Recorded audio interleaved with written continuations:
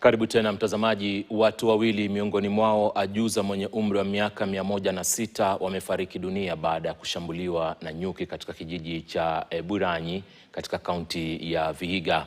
Tukio hilo limeiacha familia ikiwa na majonzi makubwa, huku wakazi wakitoa wito kwa serikali ya kaunti ya Vihiga pamoja na idara husika kuingilia kati haraka kutokana na ongezeko la visa vya kuvamiwa na wanyamapori katika eneo hilo. Mwanahabari Violet Auma anaripoti. Hali ya huzuni imetanda katika kijiji cha Eburanyi, kaunti ya Vihiga, kufuatia tukio la kusikitisha la shambulio la nyuki waliovamia boma la ajuza wa miaka 106 na kusababisha vifo viwili.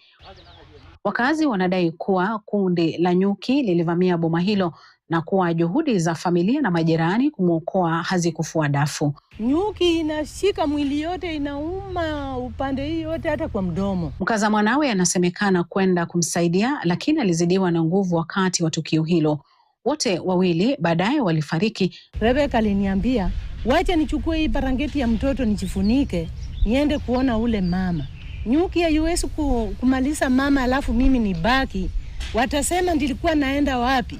Niliwacha mama nyuki imuue. Madaktari walijaribu kwa sababu ya umri wake ambao umesonga kidogo, na hangeweza sana kuishi kwa sababu ya pumu ambao alilemewa.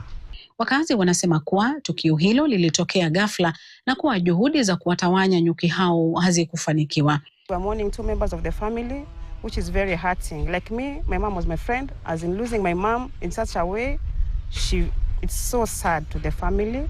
Wakazi eneo hilo wameelezea wasiwasi kufuatia ongezeko la matukio kama hayo, hususan uvamizi wa wanyamapori, wakitoa wito kwa mamlaka husika kuingilia kati kwa dharura. Maneno ya nyuki na maneno ya bat samanyinya, waje watusaidie, manake tunashindwa. Watafute njia vile watazispray, manake hizi nyuki zinatusumbua.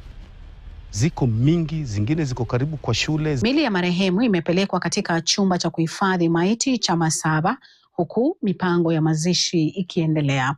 Violet Auma, KTN. Hali ya wasiwasi na hofu imetanda katika mtaa